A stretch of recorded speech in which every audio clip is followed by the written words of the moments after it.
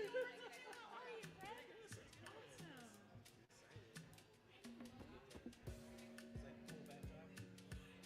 ambiance. I like it.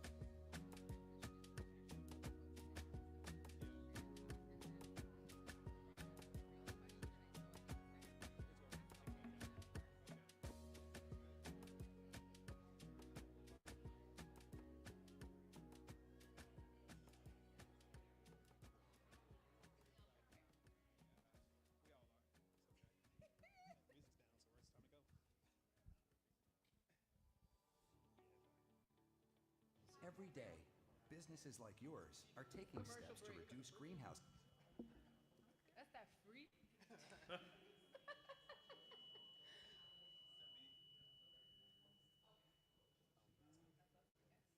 Hi, everyone. Thank you for joining us. We're going to get started if folks want to grab a seat.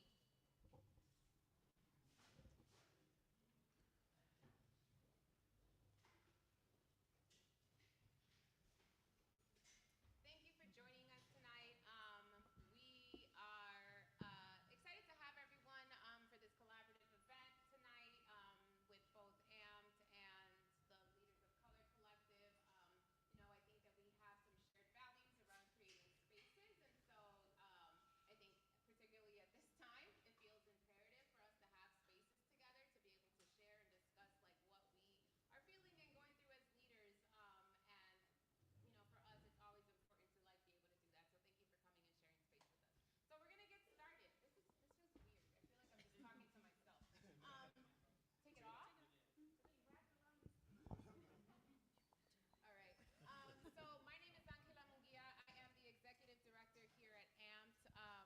And I'm going to go ahead and ask a question of our panelists so that they can introduce themselves by also sharing a little bit about themselves. So I'm going to kick it off. I'm going to start with you. And the question is going to be, what was your transition into leadership? Thank you. And thank you all for coming out. I'm really excited for the conversation we get to have today. I'm Jamal Cannon. I'm founder and executive director of the Locc. I was a teacher on the west side of Chicago when I started a boxing club in my classroom that had such a profound positive impact on young people, academically, social, emotionally, physically, for their attendance, for their grades, that it just grew and grew and grew until we got kicked out of that school. There were so many kids coming to that program that the landlords of the school decided that we couldn't operate out of that space anymore. And I realized that I had a program that was good for young people, that they were demanding, but I was being told by the system that I was working in that it couldn't exist. And if I couldn't be a part of that system and drive the results that we needed to drive for young people, the results that they're asking us to drive in the way that they want us to do it, then I needed to leave that system in order to lead the organization that young people on the West Side deserve. So I left my job as a teacher at the end of that school year, founded the Locc in 2016, and the rest is history. Thank you for sharing that story. Good evening, everyone. My name is Shireen Alamzadeh, and I am the co-founder and co-director of Healing to Action. Our mission is to end gender-based violence through building the leadership and collective power of communities most impacted. And how I came into my leadership journey was I actually grew up in a family where I learned that someone I cared about had experienced violence, and it had been kept a secret for a very long time. That stigma and shame coming from an immigrant family felt like something I wanted to explore more. It became kind of my calling professionally and led me into becoming a lawyer that represented survivors of gender-based violence. And similar to what you're talking about, I saw a lot of systemic failures. I saw a lot of people that I worked with or that wanted some support, finding that they just could not go through the legal process because the system was incredibly violent towards them and their families, or because they didn't feel like they had the community of support that they needed in order to even identify as a survivor and even start to talk about what they had gone through. So I felt called with my collaborator and co-founder, Carla, who's not here tonight, but I'm here on behalf of both of us, to start Healing to Action, to really try to come up with more community-oriented grassroots solutions that were really led by survivors themselves from those communities that were experiencing so many failures in the existing institutions in addressing gender-based violence, to come up with grassroots solutions that address those root causes and to work together to build a community of power and support. So that's kind of how I came into it.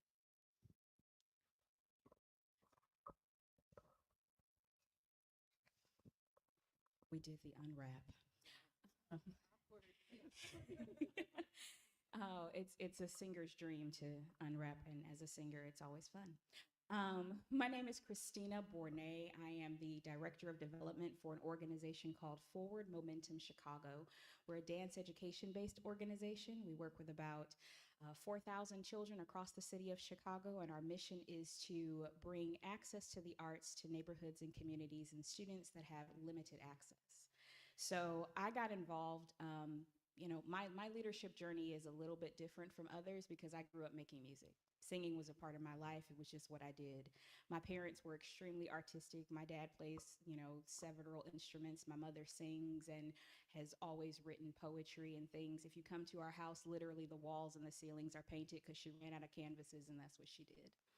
To this day, my family still moves the tables back, and we will have giant dance parties and then end them with a time for us to sit down and watch some of our favorite movies and have sleepovers together. And my youngest sibling is 25, and my oldest sister is 46. So the arts are ingrained and in me in a way that goes beyond just, how do I lead somebody through the arts, but how do I make sure that that experience is something that is going to help you be a leader, right? As a little girl, I grew up on the south side of Chicago, and my family decided that they needed to move because one of the little boys, who was a very close friend of mine, we were playing one of these days and having a great time. It's June, the sun is out, school is out, we're having a good old time. I ran back to my house from his house, which was right behind mine. Hear pop, pop, pop, pop, pop. I'm thinking, fireworks? Because I'm 6 years old. And it wasn't. He had been shot and killed on his front lawn by a drive-by shooter in the 1980s. As a young lady, as a little girl, I always wanted to make sense of his life. Like, how do I make sure that we both get to do with the things that we wanted to do? We had talked about being surgeons and doctors and doing all the things. And I did go into medicine. I practiced as a nurse for some time, and then I went into arts administration. But more than that, what made that 17-year-old young man feel like that was his only recourse? That's what drove me to leadership. How do I utilize the skills and the things that I know in my life to be able to impart to another person that they have choice, they have opportunity, and that literally the idea that the world is your oyster is not just a figure of speech, but a thing that you can do. You can grow, you can become beautiful, you can have value, right? Because that's what that term means. Not just like you can discover anything you want, right? But literally, you can grow, you have value, you have meaning, you have purpose. And yeah, I also get to be the board chair of an organization called Awakenings Art, which is awesome. We work specifically with survivors of sexual violence, and we use the arts as a healing praxis. I am part of the Arts Leadership Council for Illinois Arts Council, and I am newly on the board of Chicago Dance Makers Forum, and I sit as an advisory board member for the Chicago College of Performing Arts. She talks like she can sing. Scared to break things. All right, didn't break. Hello, my name is Edwin Martinez. I am one of the co-founders, and I serve as the executive director of Centro Sanar. If my voice conveys this, I am a therapist and I'm a social worker. So this is a part of my curse. So please call it out in case you're having trouble listening or hearing me. The way I transitioned into leadership is multifaceted, right? I think when I think of Centro Sanar, the healing center, I wouldn't be in this position without community buy-in, right? So I've been working in the community, living in community for the past 12 years, and my work has been centering folks around their healing journey for the past 12 years. So I've been serving as a therapist right from the front level, from babies, basically, all the way to end-of-life care, right? So for me, Centro Sanar was the community asking, especially in March of 2020, when there was already existing disparities around mental health. It was around, we want something different, right? We want something more. We want things that actually is meant for us, but also is of quality of care for us. So basically, like, because I did the gamut, I know the flaws of a medicalized system, right? I know that there's an approach not only around how our service is provided to the community, but also who are the workers and how do we operate as a collective versus a traditional medicalized model that provides a low care, right? So for Centro Sanar, we've started from the ground up as volunteers, just starting providing services, and we had a wait list, right? People trusted us, people believed in our work, and now we have 16 staff, are operating at 1.3 million and having a wait list that exacerbated, right, as our capacity has grown. But for us, it was around dedicating our approach to what community needs are, right? Not just giving people, pardon my French, like half-ass stuff, right? Like really providing quality care so we build a trusted relationship with the healthcare field being mental health. So that's sort of my transition. Thank you all for sharing. I bet. Did you this mic on purpose? Probably. I'll share a little bit. So I have been working within community and nonprofit since I was a young person, since I was probably like 16 years old. And I have, worked in a number of capacities at organizations that range from, super small, like volunteer, grassroots, to larger national organizations. And for me, what was always kind of like the itch was like, where are the people represented, right? Like, how do we make sure that we're investing in people? How are we listening to the people who are at the center of the work? Because when I was growing up, like, I was a latchkey kid.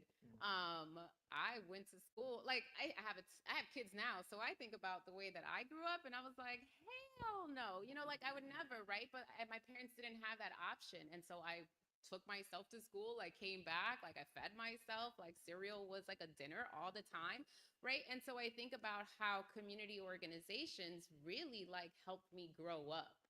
And when I think about the amount of time and resources invested into organizations that are led by people of color who support their communities, it is not at the same level as much larger white-led organizations that sometimes are neighbors to those organizations, right? And that was a disparity that I saw not only as a young person, but also throughout my career. The organizations that have a lot get a lot. And I didn't really like that, right? Like in my Michael Jordan, I took that personally. So when the opportunity came up for this to run a new organization, right, that focused on brown and Black people on the South and the West side and providing capacity building support in a way that hasn't been done before, I felt like it was my personal call to action.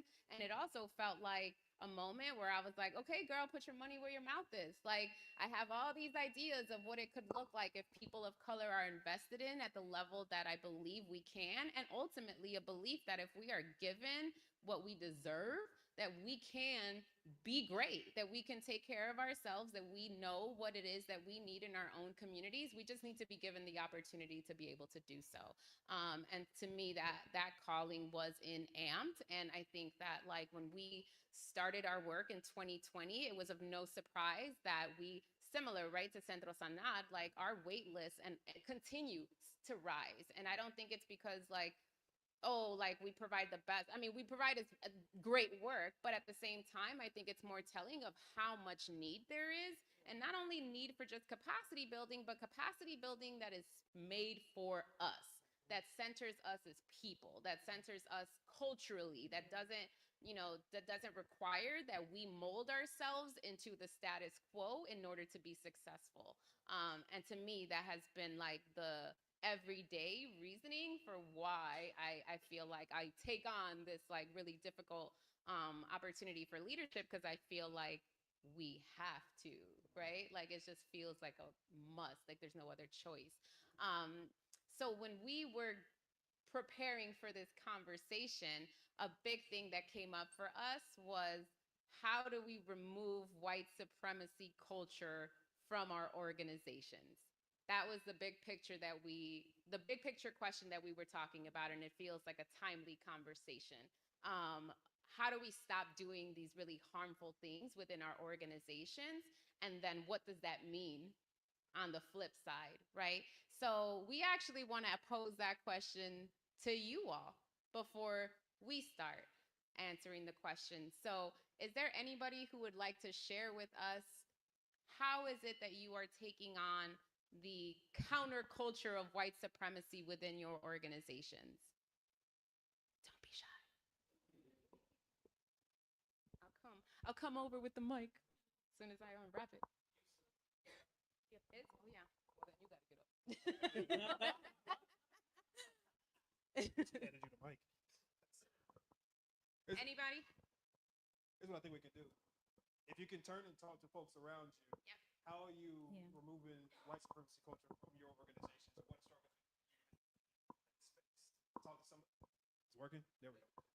You can turn and talk to somebody next to you. How are you removing white supremacy culture from your organizations? Let's share out in a couple of minutes. Let's go. It doesn't have to be anything. It doesn't have to be anything super big. It could be small things.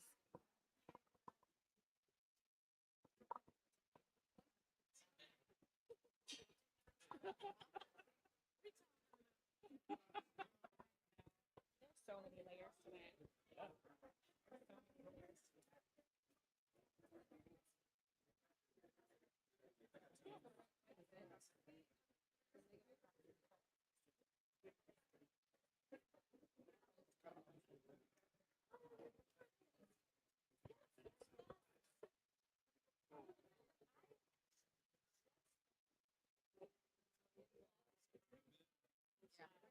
1 minute.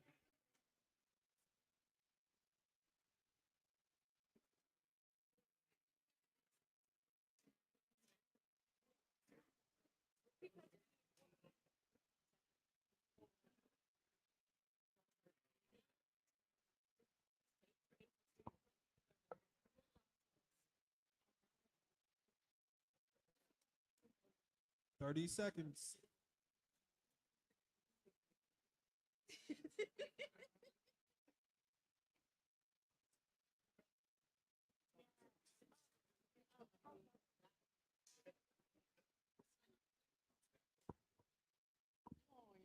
And we'll bring it back together in 10, in 5, 4, 3, 2, and 1. All right. Thank you for engaging us for a minute. Is there? Stop. Wait, you're the teacher. How do you bring people back? You can't do it with leaders. It doesn't happen with leaders. It never happens with leaders. No. They do it. You're like, clap once if you can hear me. Clap twice if you can hear me. Clap 3 times if you can hear me. All right, that was a third of the room. Clap Once if you can hear me. Clap twice if you can hear me. Clap 3 times if you can hear me. Oh, yeah. Thank you. All right. Do we have any people who would like to share with us a quick something that came up in your group conversation? Thank you. And please share your name with us, your pronouns, and what organization you represent. My name is Jacqueline Jazz Allen. I'm the chair of Chicago Women in Trade. Also, I'm the founder of Sister I Got You. And one thing that we do, since we're a women organization, is teach humility. Humility and empathy, which is something. And she in the group, I'll let her tell us about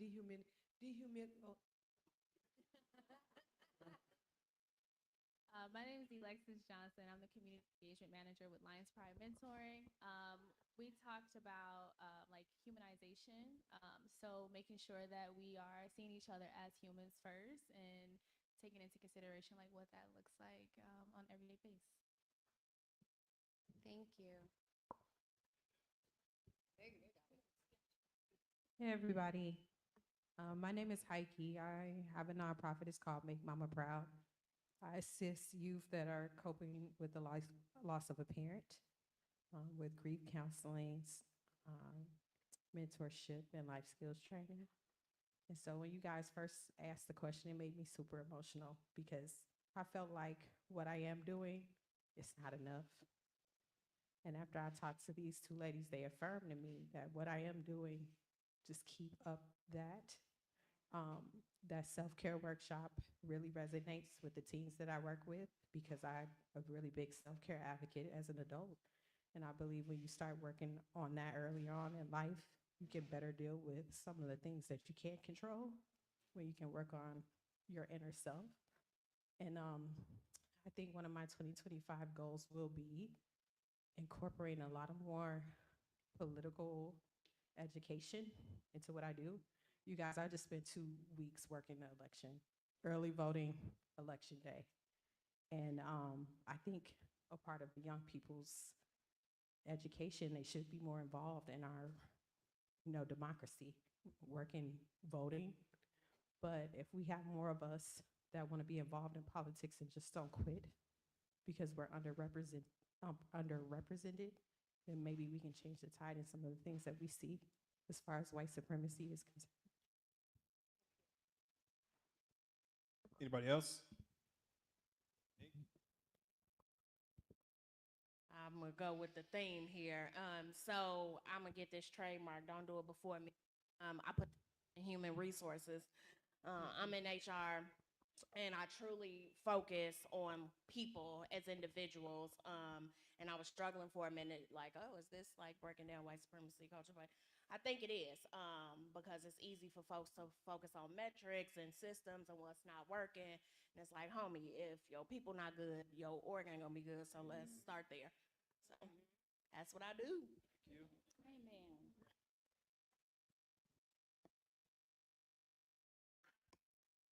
Hi, my name is Darthula Young. I am an end-of-life doula. My organization is Rooted in Dignity, and my associate here. We conduct seminars on end-of-life care preparation and planning for underserved, overlooked, and marginalized communities. But I also have done workshops and seminars with white organizations to talk about the inequities in the health system for brown and black people. And I go all the way back to slavery to talk about when the inequity in the health system started.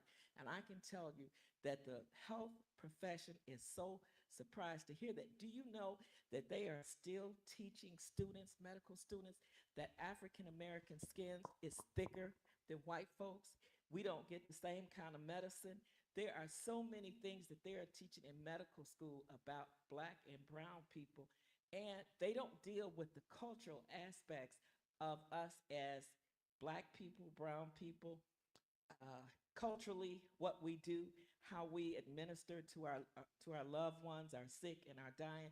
So I spend a lot of time looking at the inequities, and I really want to talk to you about what happens in the medical profession across the board. And you know, we get subpar medical attention. Thank you for that. Thank you so much. Thank you all for sharing your insights and how you all are dealing with that at your own organizations. I'd like to turn it back to the panel and ask you all, in no particular order, right? Like how, you know, besides just acknowledging, right, that like if we run organizations, we start with white supremacy standards. Like that's the model that we're given, right? It's the framework that we are given as a measure of success. And it requires undoing in order to even start the process of thinking otherwise. And so where are you in that space of undoing, and what does that look like at your organizations? I think an initial acknowledgement that white supremacist culture can be ingrained in all of us in ways that we don't even recognize. And you can look at a problem within your organization and say, this is a one-off fluke, or you can look at a problem within your organization and say, this is a byproduct of some of the systems and mindsets that we have in place that we need to upend.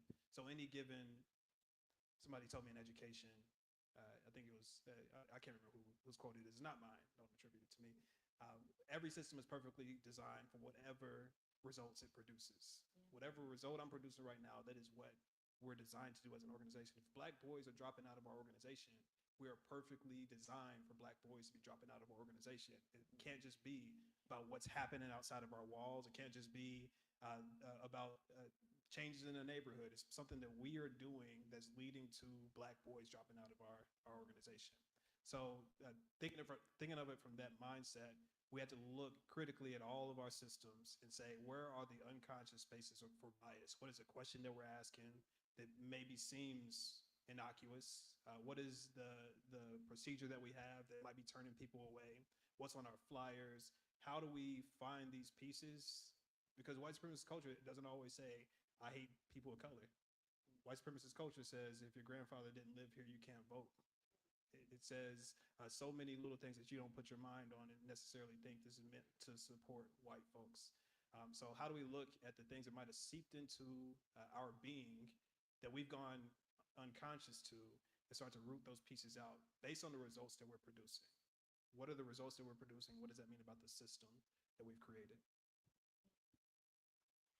I would say too, to continue that theme, and also the theme that was out here is, so as a fundraiser, right, and as for a space that has brought us all together by two organizations that literally do the work of supplying financial resources and human capital resources to folks, I go back to what the word philanthropy means, right? And if philanthropy is love of humans, love of humanity, then my first focus has to be on what love actually is first. And if I really love people, recognizing that love isn't just something that I feel, so it's not just like, hey, I think you're cute, right? That's not it. But if love is truly what we all say, an action word, then that means that the giving of resources and the equitable distribution of said resources, right? An equitable distribution means that in some cases, you don't need it. And so what does it mean to ensure that the spaces and the places and the people who may need more resources, because in our organizations, we're still utilizing the same types of systems that everybody else did, which is oh, but did you tell me you needed enough?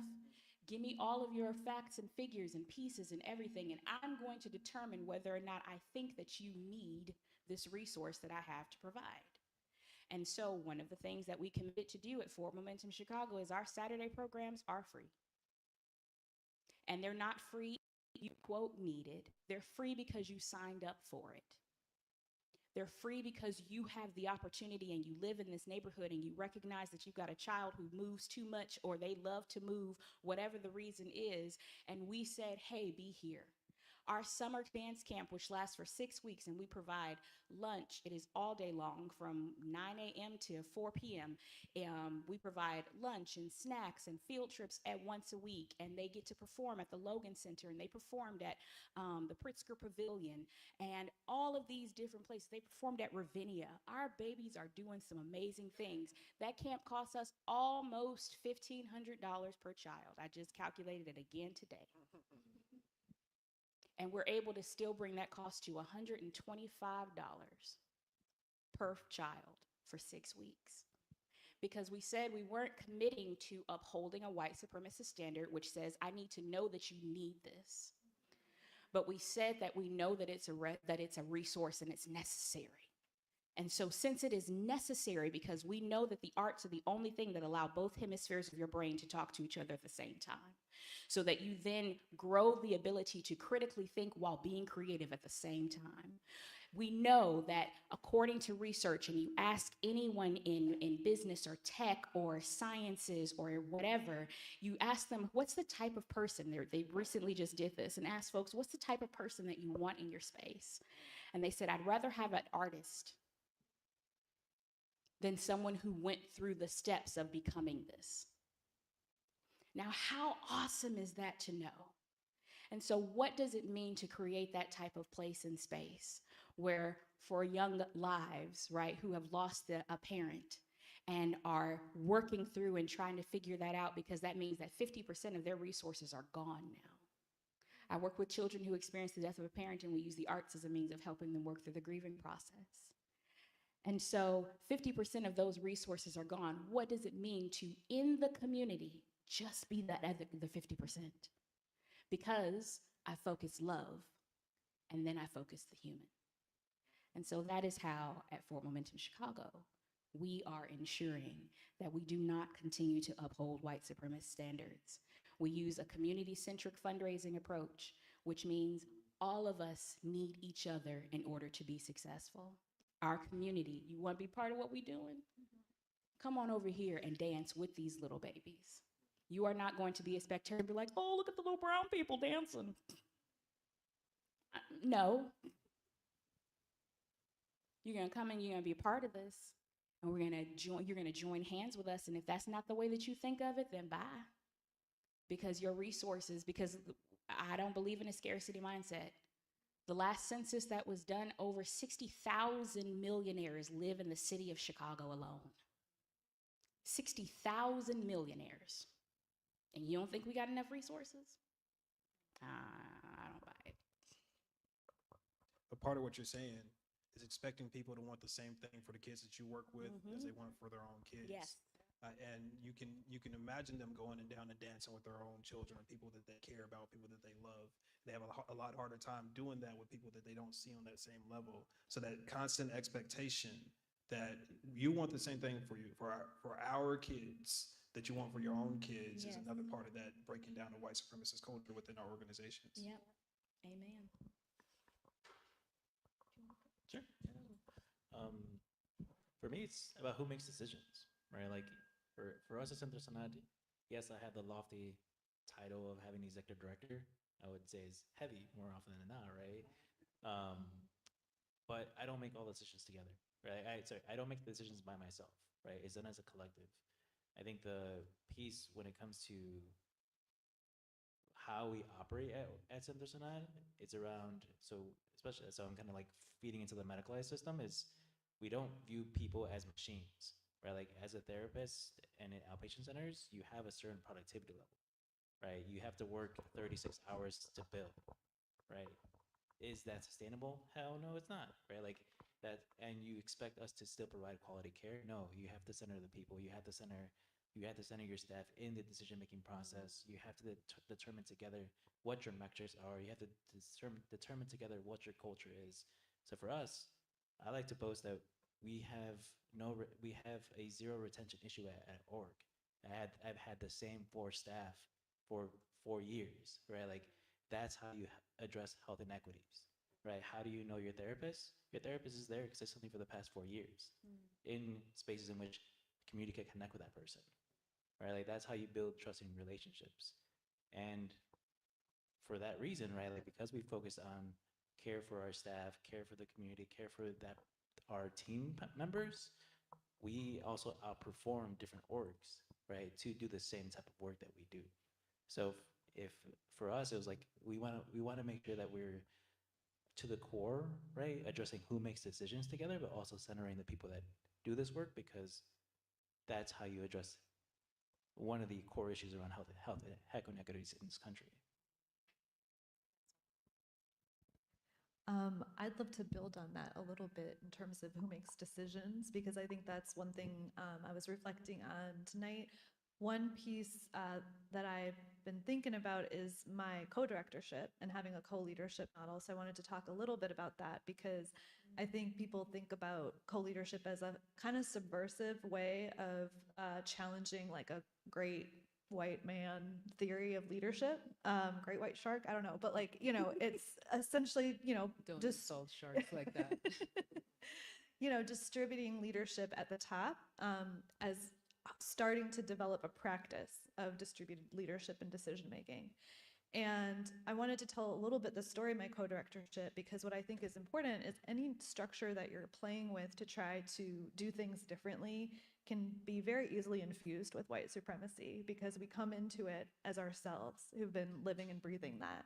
And so that's kind of the story that I want to tell, which is that I started Healing to Action with my co-founder back in 2016. It was September of 2016. So within 6 weeks, we were looking at a Trump presidency. And within a year of that, I was pregnant with my first child. And within a year of that, she was pregnant with her first child. And so it was just this way in which I would say there was pretty much no intentionality or theorization of how we were subverting the patriarchy or the like great man leadership model that was motivating us to work together. It was purely survival. It was like, how are we going? There is no way for us to be a leader right now without each other. So that was really what it was stemming out of, was that we needed each other. We needed each other in order to be able to bring this vision to life. But at the same time, that was, at the time at least, and I don't know for others who maybe founded organizations, there were not a lot of supports for co-leadership models. There was not a lot of acceptance of co-leadership models. There was a lot of skepticism, especially for two younger women of color. It was like, okay, that's cute. Like, that's kind of how I felt, you know, that's really cute that you're doing that, you know, and there were a lot of questions, and there weren't, you know, even like looking for capacity building resources. We couldn't find coaches or consultants or trainings that really focused on the specific problems of sharing power and sharing decision making. So what we ended up doing was like really closing in, you know, and just relying on each other and kind of becoming our own island and cocooning ourselves in this partnership, and kind of hiding the challenges of doing this together, because we didn't want that scrutiny. We didn't want that skepticism to build. We felt like we were waiting, like people were kind of looking to see how this couldn't work. And that was really isolating and really stressful, especially as we were navigating these challenges, both like to our health and to our lives and to our communities. And then I think the other piece that I'll say that's a little bit more personal is like, I, even within the co-directorship, turned inward. You know, when there was conflict, when there were issues, when there were things that needed to be worked out, I put up this front where I was like, I'm going to be super business about this. I'm going to intellectualize this. I'm going to shut down, because I am, you know, the daughter of the eldest daughter in an immigrant family. I am I am a recovering lawyer.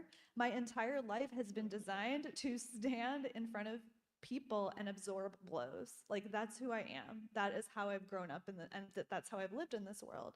And so when I see conflict, when I see trouble, what I do is I go really stoic, and I'm like, I'm just going to be really thinking through this and figuring this out.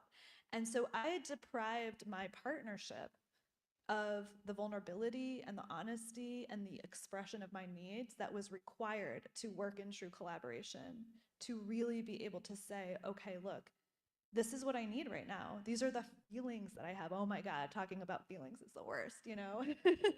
And so really stepping into that and recognizing That's white supremacy, right? The idea that I came from a bunch of white-led workplaces. I was in courtrooms where literally I would stand in front of a judge and they would be humiliating me or a client that I cared about, and my job was to absorb that and to be professional and to be quote unquote civil. I was in workplaces where crying was not okay. So that was all this stuff, all these habits, all these tendencies that I brought into this, like, theoretically subversive, new, unconventional way of doing things. And that did harm. I was replicating some of those things in my own organization. And I'm happy to talk more about what happened next and how we addressed it, but I will pass it back to you. Yeah, and I think one of the things that I feel like is kind of like coming up from everybody, right, is the idea of having to think about humanity first, right? And so like, at AMP, like, yeah, I don't say it to be funny. I mean, like, I joke all the time, right? It's just a part of my nature. But we're very honest with folks around the idea that like we are not family, right? And we say that to each other, like, do we have love for each other? Do we have camaraderie? Are we all here because we want to be here? Absolutely. Are we a family? Absolutely not. Like at its core, like we're really honest with people about the fact that like work is transactional, like at its core, like, because if I had it like that, I would not be working.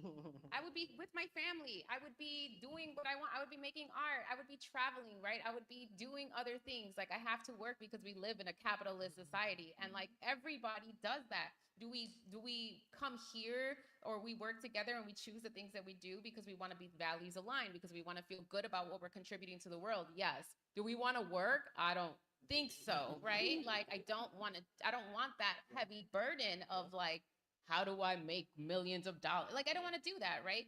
And so for us, it's also just about like being honest with folks about that, right? And saying like, we do this because we have to. Like we have to because we need to live and we need to survive. And so we choose what feels like is the most aligned with our integrity. But let's be honest about why we have to work. Yeah. And then how do we create the circumstances within that allow for us to explore as much of our humanity as possible? For me, that means like starting within at the cultural aspect of our organization, because I can't expect you to support other organizations in building humanity if we don't start that here, right? And so for us, it is the exploration of like slowing down. Everything is not urgent. It is giving people time, right? Like it's saying, I don't know. Like I don't know half of the things, right? It's admitting that we make things up as we go, that we're not just experts because we hold titles, that we literally make things up every day. I make things up every single amped. I made all of this up, right? And we all I just kicked my water over. No, I'm so no, but I'm serious, right? We make things up and it's not some mystical thing. We are not here because we're so much smarter than everyone else. It's like we are all just trial and erroring. And if we're just honest with each other about that, like we can create community around that. And it's, to me, it's like this like release of perfection. Yeah. Yep. Because that is white supremacy, right? It's the like I have to be everything. It's the like I have to be stoic, and I don't cry either. But I have to show vulnerability with my team, because like that is also releasing white supremacy. Like we don't have to be hard. We don't have to like hold power. Like we don't have to do those things. And if we can do that amongst ourselves, then we can explore that with people outside. I think we spill water. That was me. Oh, so I think like for me, it's also a matter of like the practicality, right? Like, how do you get people on board? Because we can have these ideas. We can say this is the way we want to run our organizations, but we're not the only people that get to decide that, right? We have boards, we have other people, right? There, like you have folks who have to be bought in. Yeah. How do you get other people on board with shifting the culture of what we've always known the workforce to be? One of the things that I'm hearing is wanting to create different structures, and a lot of those structures are around how do we make decisions as a team, whether that's through the collaborative model, whether that's through listening to the community. How do we decide? And one of the things that we've done at the block, well, we're working on doing at the block, is making it easy for people to decide when I can take a decision and run with it, and when I need to talk to everybody about it. So there are basically three different things that we think about. One is it urgent? And defining what urgency is. To me, urgency means a bad decision is better than waiting. So there are very few situations that are truly urgent where like you can make the worst decision you can think of and it's still gonna be better than waiting to see what happened. If it's urgent, you gotta make the decision now, go ahead and make that decision. The second thing to think about is, will anybody else be impacted by this? So if anybody else is impacted by that, you need to consult those people and make sure that they're brought in on the decision, because especially if they're going to have to execute on that decision, you don't make decisions for other people. You go and consult those people. The third thing is forgetting the third thing when you're in front of people. No, am I the best person to make this decision? Do I have the knowledge that I need? Am I the is it if it doesn't involve anybody else, if it's not urgent, is it me that needs to make this decision? And if it is, and I make the decision, or anybody else can, or you consult or delegate to the people who needs to make the decision. But putting a structure in where people know when a decision is theirs to be made and when we need to collaborate, so that we don't make top-down decisions all the time and everybody has a potential to make decisions that impact their work. How do you get your board on board? Couldn't wait for that. Well, because let's be honest, like boards are, like I don't want to say they are the decision maker, but you need to like corral them into your vision, right? So if you're changing the vision of like what the nonprofit industrial complex looks like within your four walls, like how do you get them to say yes to that? I think, to be honest, I'll be very honest. Like, I struggle with my board, right? Because, and I think that's also attributed to hyper independence on my end, right? Like, so I really resonated with like how we put up walls specifically, and I think that especially as a person of color, it's very hard to know when to ask for support, right? Like, and I think being hyper independent is a trauma response, right? But it's a trauma response based on systemic injustices and things of that nature. So for me, it's very difficult to be like, I know when I need support, and this have me help you, basically, right? So it's still an aspect of which I'm unlearning, but I'm also being transparent with my board members. It's like these are the areas where I know I'm hyper independent at this moment, and I need you to reel me in. Right? I need you to be that person to call me out, because like I'm a soft talker.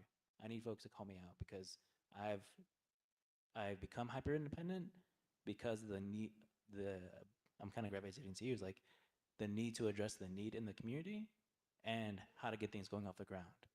But that is not sustainable for me as a leader and also for my team as well. So I had to be very honest and very transparent in terms of bringing folks together. And my board right now resonates with that, right? Like they resonate with that. They also trust our team. They're not going to the granular, but they also are knowing when I'm disconnecting, right? When is my pattern of communication? How am I showing up in these board meetings and things of that nature to bring me to reduce my barriers, to reduce my walls? I second that emotion because as a person who is also hyper independent, I end up doing that. And so one of the cool things that my executive director does is to kind of call me in when that happens and to say like, hey, Christina, you're siloing again. I think the other part for me when it comes to that type of board transformation is experience, right? It's making the things that we're asking of our board and the things that we are shifting experiential for them. So rather than it just being me saying like, hey, here's the shift that we're making when it comes to the way that we're doing things, it is come and experience how this shift is transforming what we do and why we do it. It is taking the what and the why of our organization and making it something that now is something you yourself carry to, as opposed to you yourself just feeling your heart is happening, right? Because at some point, it has to go beyond just the feel-good moment. It's got to go beyond just the thing that is like, oh, I said this when we were, discussing this. Folks will ask me, like, oh, Christina, how you doing today? And I'll often respond with, oh, I'm doing all right, just trying to heal the world, make it a better place for you and for me and the entire human race, because there are people dying, right? Because at the end of the day, each and every one of us sitting here in all of the types of business and work that we do are doing it because there are people dying. And the song goes on to say, but if we cared enough for the living, we'd make a better place for you and for me. And so I take my board on a constant conversation, and I'll agree with you, it is the hardest thing in the world. They'll tell you all of the reasons why they cannot, but send them the pictures, right? A photo is not going to convey the experience. And so I need you to be here. And one of the things that my executive director and I have committed to do, and especially this year, is if you're not going to commit to what it means to experience what we do, then I'm going to ask you to find another spot to be in the organization where you can still get what you're getting out of it, but I've got folks who are committed to the experience of change and transformation and not just to what it looks like on a picture. I want you to train me on how to talk to my board.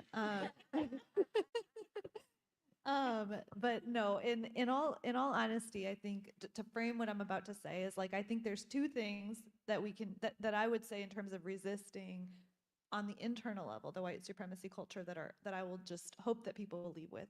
One is that when you are trying these new structures, don't do it on your own. You know, find that supportive network and fabric and really build that for yourself. Invest in it, because you can try to do it for a little while on your own because you feel like such a sense of urgency around it, but it will not be able to survive past like whatever, limited amount of time that before you wear yourself out. So get the support, and I'll talk more about what that looked like for us, back to the example I was talking about earlier. And the other thing is to feel your feelings. That is a strategy of subversion that, like, bringing that into whatever you're experimenting with is going to allow for you to move through the discomfort of whatever that experimentation is in a way that is, I think people talking about, like what I'm hearing people talk about is in an integrated way, where it's like, you're not your work, that's not what it is. But when you're at work, you don't feel like you have to completely put yourself to the side and kind of watch yourself move through the workday and then go home and be yourself, So those are the two things I would say. So in terms of like what that looks like with our board and just generally with this co-directorship structure and trying to figure it out together, we really did start to reach out for support. And we also recognized that we needed our board, and it is really hard to tell your board when you're struggling, and especially when it's something like that, like a shared leadership structure where it's not just your business, but it's your partner's business too, to be like, we need support and we need you to step in. So that took a lot of courage and it took time. But what we also did was we tried to create a supportive structure for our board. And so what that looked like with respect to the co-directorship is we actually brought in a consultant to work with them on developing a really like values aligned 360 evaluation process. And the reason we wanted that was both because like we only had each other for support at that point, right? And that's a big burden to carry for your co-director to be like, oh, your professional development, oh, how you want to grow, oh, like all the things that you want to be involved with. Let's figure that out together. No, like the board has an accountability to be supporting us with that. But it was also to provide them with some more visibility into the issues that we were facing by having us do a self-evaluation, by having our staff like do evaluations of us that they were able to look at, for the board themselves to talk about what their experiences were working with the co-directors. And that gave us like all this information that was really valuable that we had never received. Like we had gone maybe 4 or 5 years without getting that. So that was a big game changer for us because it really allowed these structured lines of communication where it was like, this is the time of year where we sit down and we talk about our struggles, and this is the time of year where you as the board have to commit to how you're going to support us. Like that's one of the questions in the evaluation, and we're going to have that conversation. So that structure was really helpful. We also hired a coach. We found a coach finally that specialized in working with co-leadership, and it was actually a coach whose practice was a co-directorship.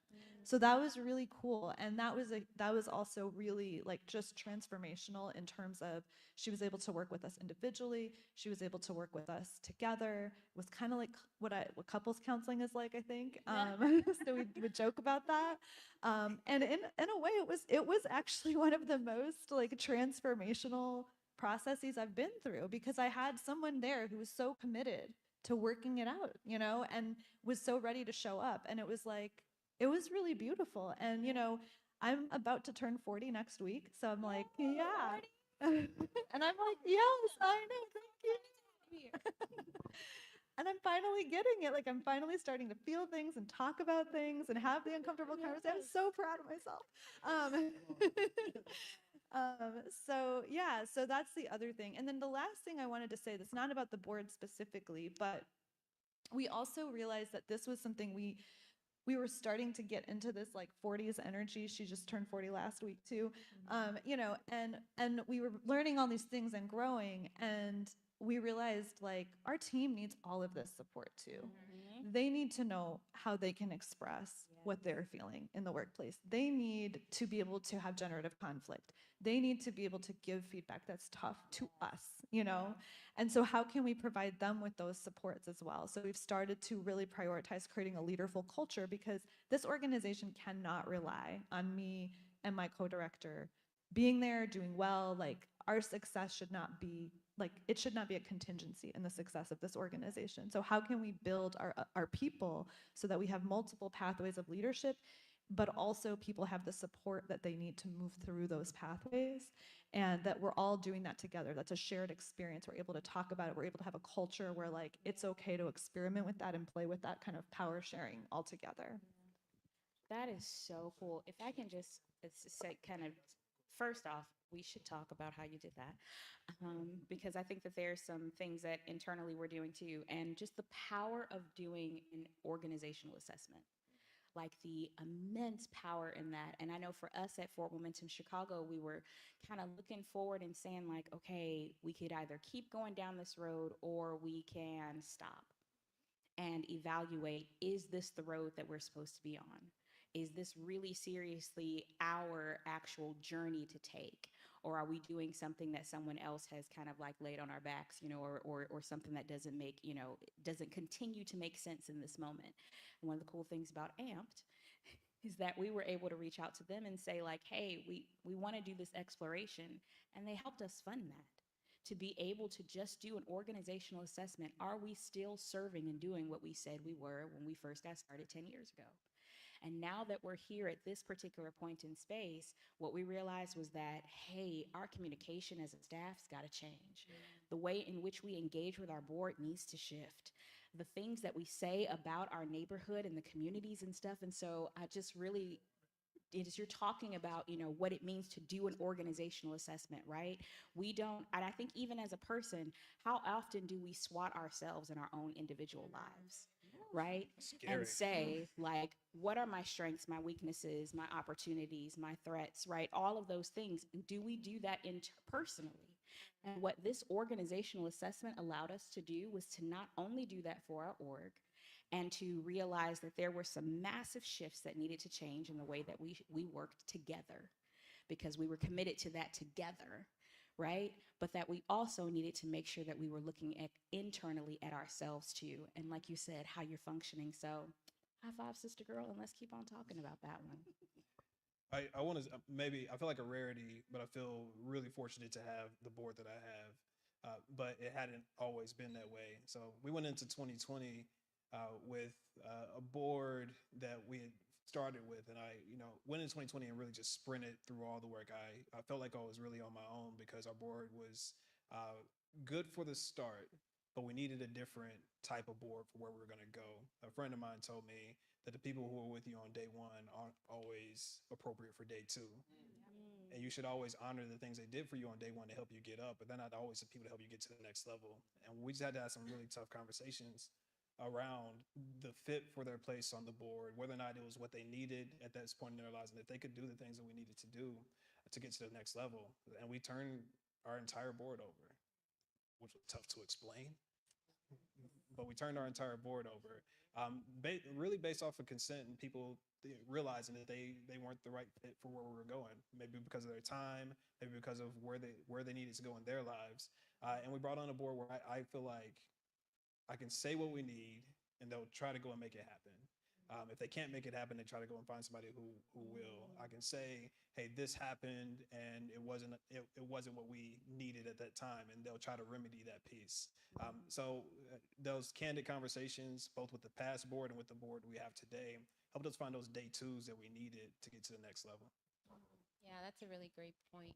I wanna come back to this idea that was like brewing here, right around like the idea of having one like team, right? And how you don't kind of put yourself in this place where the organization is the success or the failures are all contingent on you as a leader, right? And the importance of like bringing other people along. But also like this idea of having to do the work inward, right? So my next question to you all is around like one, like how do you bring your people along, but also when you are not doing it well, how do you take accountability and how are you showing up when you're fucking up? I just apologized to my team yesterday. So that's my contribution. Like, but for real though, right? Like, we don't, one of my, I always tell people when I was a little girl, the thing that made me realize that, like, the thing I valued the most that my mom always did was apologize. My mother was a parent who she knew that she had a wild child, and that was me. And out of all, I'm one of 8 children. My parents met when they were in high school and then had children over the next 22 years. So it's interesting. But I, number 2, was the one who was like, I'm sorry, why? I'm sorry, what? I remember being, 3 years old, and my dad said something to my sister, told her she shouldn't laugh at something. I turned to him and I said, she can laugh whatever she wants to. How you gonna tell her she can't laugh? So I say that to say that my mom having the grace to be able to apologize and say, hey, I did not do that well, and I'm sorry, is a superpower that I carry into my life now. That when situations and issues happen, one of our major funders looked on our website, did not see a what they thought was the type of gratitude they needed, and I needed to first off breathe, because my first issue, what I wanted to say first was that. All of that, that comes as the shoulder shimmy happens and the neck goes and all of the things. But what I ended up saying instead, or what we ended up having to do, was to just say, I'm sorry that that's how you feel about it, but let's talk. And from that conversation and being able to just say, like, what is it that you were thinking needed to be in this space? Because in my estimation, it's all here. Right? But what else was it based upon what we've agreed upon that you felt like you needed to see? That funder goes back and look and says, oh, my bad. I'm sorry. I actually was wrong. Now, we did add some extra stuff and do some other things, but we pulled him to the mat too, to be able to say, I'm sorry this didn't look the way you thought it should look. However, let me explain what's actually here. And sometimes in the work that we do, because I don't know about you, but I get tired of explaining myself and saying things more than once. But we have to. And part of the humility and the grace of growing your board and growing your staff is recognizing that in the same way in any relationship, I can't say something once. Just because I told you once that my favorite flower is are gerberias doesn't mean that you're going to remember a year and a half later that my favorite flower are gerberias or however you spell it. Somebody can tell me. Thanks. And that's okay. And sometimes it requires us repeating ourselves a couple of times, because part of the journey of being able to create and clear and make a way means that I have to continue to, you don't just dig one spot and then all of a sudden it's ready, right? You got to keep digging. You got to keep going, right? You got to keep moving. And it's that consistency that allows for change to truly happen. And so how are you being consistent with your board and with your staff and saying, like, these are the things, are we all still in agreement? Because if we're not, then let's figure out, right, where we go from here. But that consistent conversation, right? And even when somebody does something, you're like, I know good and well you're not bringing that mess to me, is how you're feeling, right? How do you still say, I know you're not bringing that mess to me, because we want to honor our feelings, right? and still be respectful of the fact that maybe there's something that they're looking at that you didn't see, or they're not necessarily looking at it from the proper vantage point, and you just need to turn the mirror so that they can see it.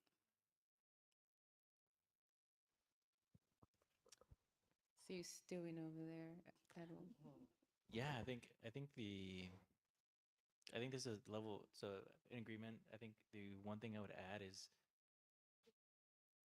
your self-awareness, right? So I think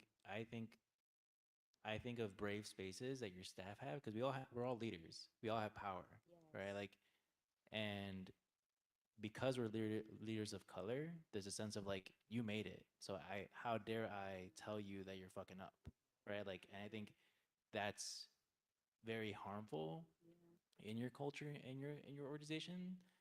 On top of that is a sense of perfectionism as well. So it's like, then your team is less likely to call it out or be brave enough to show you that, like, hey, you're messing up in this piece.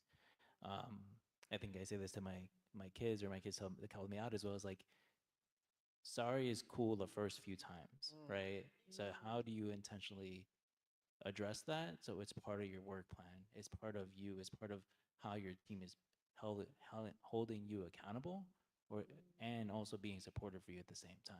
So there's a level of vulnerability or bravery that you have to show in different levels within the organization as well. So I think that's what I would add as far as self-awareness. What you just said about the work plan and the kids reminds me of something. Well, I'm like, one, do your kids have work plans? Because I would love that for my kids. JK. They would be like, you need to be on a work plan. But one thing that we've just implemented this year is 360 evaluations. But what's different about the 360 evaluation is that I get 360 evaluated too, right? And the board is supposed to do my evaluation, right? But I don't see them every day. I don't talk to them every day. They only know what I tell them, right? So like, how fair is that? You know, just being honest, like, how fair is that? Like, I say to them, hey, I'm doing a great job in the following ways. And then when we do our evaluation, they say, hey, you're doing a great job in the following ways, right? Like, it's not real. I mean, it's real, but it's not real, right? And so we this year have decided to do a 360. Everyone gets multiple perspectives so that we're not just doing supervisor to, direct report, because that's also, there's bias in that, right? It's also like, who do you work with of your colleagues, and what do they have to say about the collaborative work that they do? But then I get evaluated now because I work with these folks, and that's something that I will then take to my board and say, hey, this is actually what the team thinks about what I'm doing, right? And it's uncomfortable, right? Because then you got to hear about yourself a little bit, right? But it also means that if you're willing as a leader, and especially when you're like, we made it, right? It's like, you're not above accountability. And I think that to me is a big part of it, is just like, no one is above accountability. And if you create this space for folks to feel like even you, as the like person who sits on the top, right, is accountable to the way that you are interacting with each other, then there creates more safe space for folks to be able to say in everyday conversation, hey, we need to talk, right? And so, I mean, stay tuned. I'll let you know how it goes. But at least that's like, for us, like, it's like the way that we're trying to implement, how they're structured to the way that like everyone kind of gets the same treatment. And I just don't get to like say, hey, I'll talk to the board about that. Don't worry, guys, whatever. I do want to, for the interest of time, did you want to say something? Go ahead. I just want to take some time to see if anybody has questions. Is there anything that you all want to ask or hear about, or even just share on reflections that you have this evening? Yeah, go ahead. Jamal will be there in a second. It's being streamed. Well, it's being live streamed, so yes, sir, please. Thank you. Appreciate you. So I just want to say first, thank you all for presenting this. It's been really great, and I've loved hearing all of the comments. And I think I'm definitely taking some things home with me that I can reflect and bring back to our organization. But I also want to let everybody know that today is Christina's birthday. So wishing her a happy birthday. She's sharing it with you all.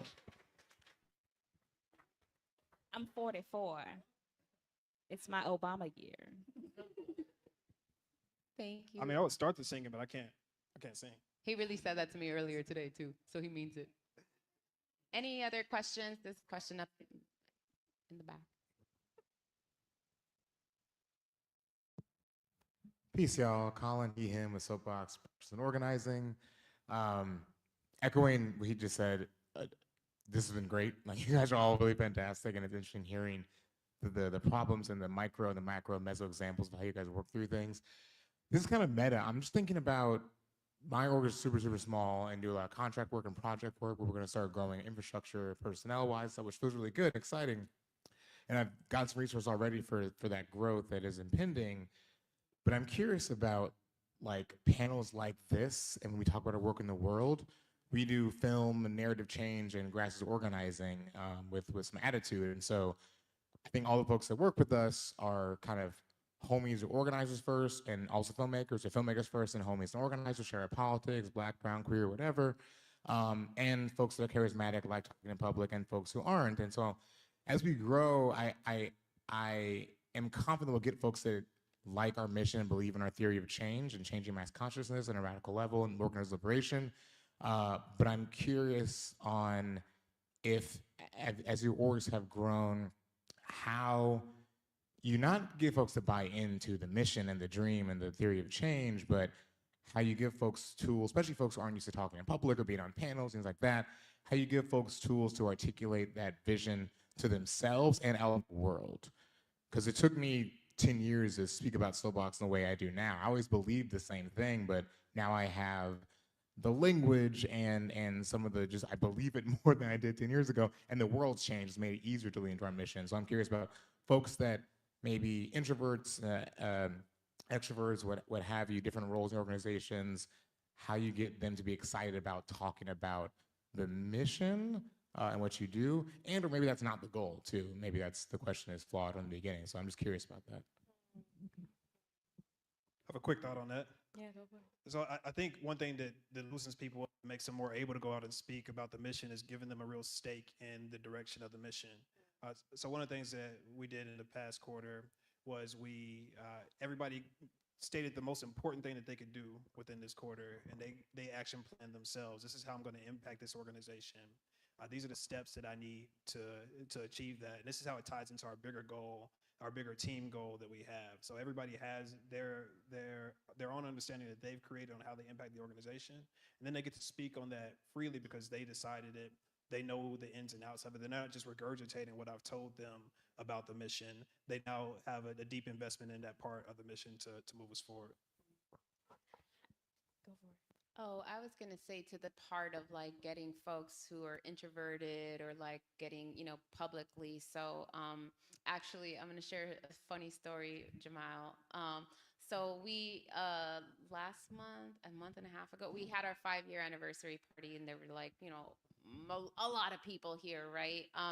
And at some point in the evening, I walked over to this very like dark little corner with like 4 chairs, and there was Jamal sitting there like this, eating some tacos. And I went and I sat next to him, right? And he was like, "You're not supposed to see me like this." And I was like, "This is the first time in the whole evening that I'm sitting down, right? This is our show." But I said, like, I'm coming to hide with you and to like just sit and talk to a person. So, I did one of those little personality tests or whatever, and I'm 51% extroverted, 49% introverted, which means on any given day I could go either way, right? And one of the things that I share with Jamal is like, I know that there are days that I gotta be out in the world, like a lot. Like for instance, like after this, I gotta go to a thing. And sometimes it's 4 times a week. That's not necessarily what I wanna do, right? But what I've given myself is the opportunity to say, if I'm going to do that, then there's going to be times where I don't talk to people, or I'm going to schedule my day that I will not have a meeting until 3 or 4 o'clock because I have to store up that energy for the rest of the evening where I got to talk to everybody and nobody at all, right? And so like giving people also the opportunity to hear you say, we don't all have to be the same. We don't all, like this idea that you have to be some extroverted person to be a leader is not real. It's about how we manage what we have.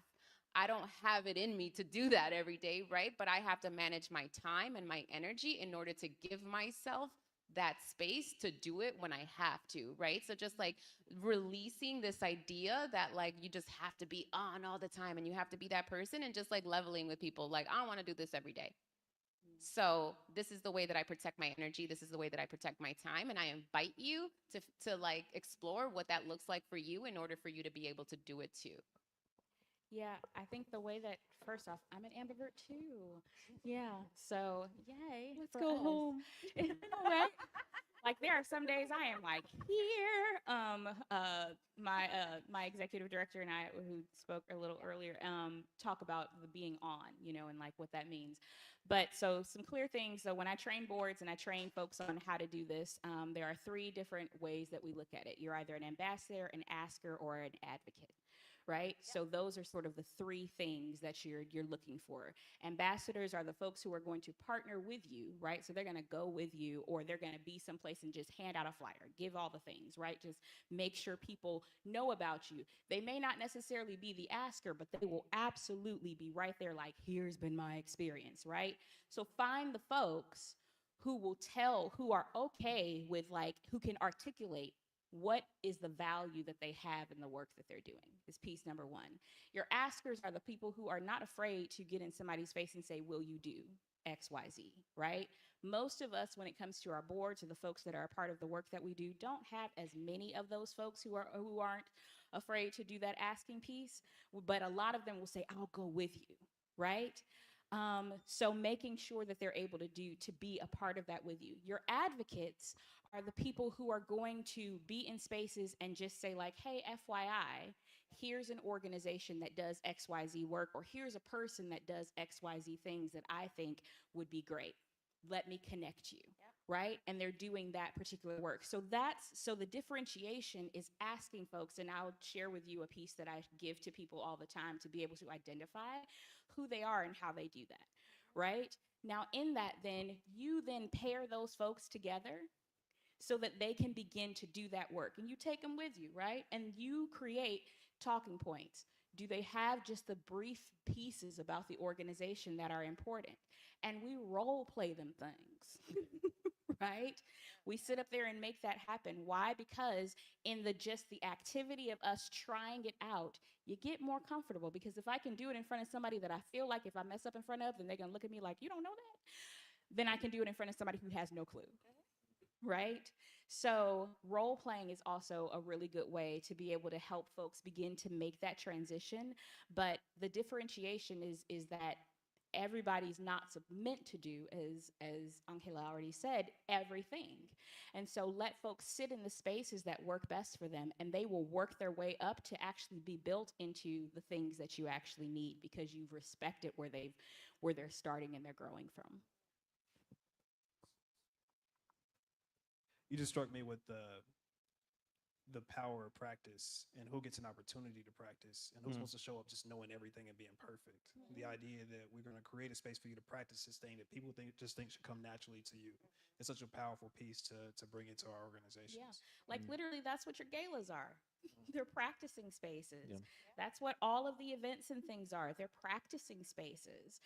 And so the idea is, let's do this. So one of the things that I always, instruct people to do, and that I do with even my board, I meet with them one-to-one.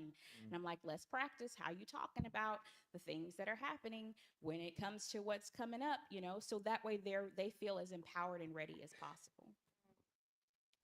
I think yes, in agreement with everything. I think that also requires your presence, right? Like, and I think we feel like we need to do everything, right? So like I went down that road where like I need to be the therapist, I need to run groups, I need to be the ED, I need to do these. But if we're talking about sustainability for your team to build capacity, that requires you to hold boundaries. To be like, I know I'm a damn good therapist, but my team are better. I hired better therapists than me, right? Like I need to trust them to do their job. I need to help them to build their capacity in other areas that would support the organization. So that requires me to hold boundaries. That requires me to take a step back and not be as involved in different areas where I need to build capacity for the organization. And that requires presence. We're going to take one more question, and then we're going to continue these conversations in our shared space. Yeah, I'm Jazz Allen again, chair for Chicago Women of Trade and founder and CEO of Star Got You. So I'm on both sides of the fence, right? And right now we're got a small board now, but the thing is the executive director vision. Sometimes executive directors lose vision, and then when you're at the chair of the board and she's talking and you're hearing her, first thing I say, I want you to stop. What is your vision for the next 5 years, for the next 10 years? That gets me to know where she's going and if her vision still aligns with the organization, especially if it's been handed off to her. But in my defense, so like on the side where we're choosing the board, you choose the board with your best interest. And sister, I got you. You must be impacted by something. We had a millionaire come in and she loved the mission. And I said, before you were a millionaire, who were you? She was like, she didn't want to say it. She's not for our mission, right? No matter how deep her pockets is. I need everybody to be one sound, one voice. So when you said the gala is where you gather your information, that's great. But all us board members need to be on the same page as the organization. One sound, one voice. I shouldn't be over here saying one thing, right? And then the chair is saying another thing, and then my staff member is saying something else. We should all know every position that everybody has. And the biggest issue that I'm having now is everybody not understanding what the board does. So when I asked the staff, I say, I need to launch in the email. We had somebody, we might have missed out $375,000. They just wanted to have somebody at our organization there, but it wasn't one sound, one voice, and we missed out on a lot of money. So I think that's what it is. One sound, one voice, one vision. Yeah, and really quickly, what I'll say is what Edwin was saying kind of resonates around like it's hard to keep yourself from trying to do all the things. And it's very easy to get caught up in that. And one of the things that I have to remind myself as executive director is a big part of my job is to think. And it sounds funny, but it's true. But I don't have that time sometimes. Like I'll look up and I'll be like, damn, I haven't done that in a really long time because I have been caught up in the day-to-day to-dos. And it's really like I gotta put time in my calendar to literally just sit and stare at a wall and to just like vision out and think through, right? And I think that it's really easy to get caught up in like the day-to-day because there's so many things that have to happen on a regular basis. But truly, like, I think that that is really at the core is just like we have to protect our time to be able to trust the people that we hire to do the role and to step back as hard as it is sometimes and to just give ourselves back that time to think through because ultimately like that is what's going to allow for you to like double down in your vision and then to be able to share it with other people, whether that's staff or your board or supporters and funders, right? Because ultimately, like everyone does need to be on the same page, but it starts with your ability to take a step back to really think. But it is hard, and I don't have a hold on that, so I don't know if one of y'all have a hold on that because I do not. I think just one thing, like to speak to both of the points that the question and the comment is, it's important to have a shared vision, but when you start to build your organization and there's more people, they're seeing the vision from different vantage points. Yeah. And that is really powerful, actually. It's incredible to hear from the person you hired to do the work you were doing, what's happening in the work. But I do think that a lot of times, like for me, when I started the organization, I had to learn how to do storytelling. Like I had to learn how to talk about our work, to get people jazzed about our work, to tell the stories that people needed to hear. And our team needs that too. And they have such a rich array of things to share, but they do need that support. So one thing, just like a tactical idea, is as you build your team, is to start to build a storytelling practice in the organization. So that's something we actually do is like, at our staff meetings, we have a person that's on deck every week that we have a staff meeting to share a story about their work. And we might give them a prompt so they have something to work with. But they practice, and it's hard. Like people all feel nervous, like they're on the hot seat, but it allows them both the opportunity to practice explaining their vantage point, but also to get that affirmation that like you can do this, like your story is powerful, your perspective is powerful. So giving that to them, and then also giving them feedback so that they can build that story.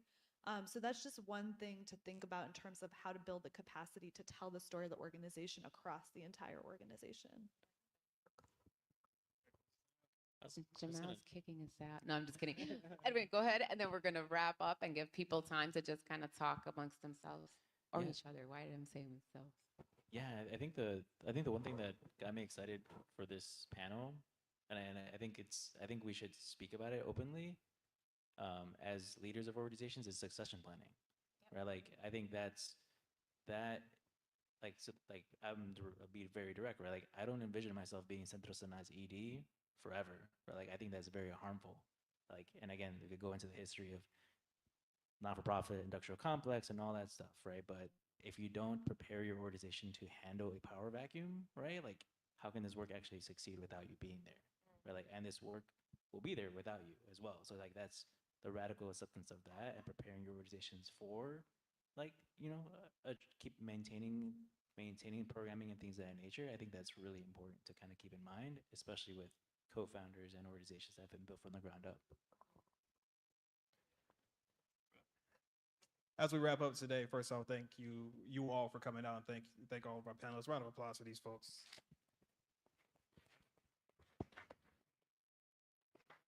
We still have food and drinks, and I would love for you all to partake in those and continue this discussion. Maybe discuss some concrete takeaways that you might have, the tactics that you use to subvert white supremacy within your organization, or even share some of the places that you hope to grow.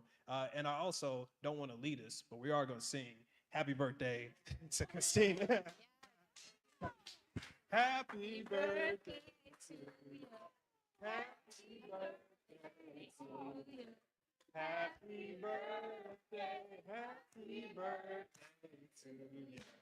Happy birthday to you. Happy birthday. Don't go to the second verse. Happy birthday. Happy birthday. Sorry, I'm singing to myself. She's better than us. Oh, thank you. And happy early birthday to Shereen. Thank you. I would love to leave y'all with a song that I sing to myself often. When things are hard, especially like right now, right? I was going through some stuff. Life was rough, and this is a song that I feel like God gave me, and it says, I've come too far to turn back now. I have endured too much to let go, and I've walked too long not to see this through. I've come too far to turn back now. I've come too far to turn back now, and you have endured too much to let go, and you too long not to see through. You've walked too long, and you've endured too much, too far to turn back.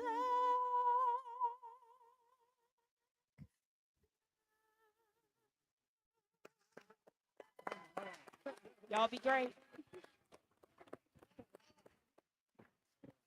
Thank you all. Eat, drink, talk.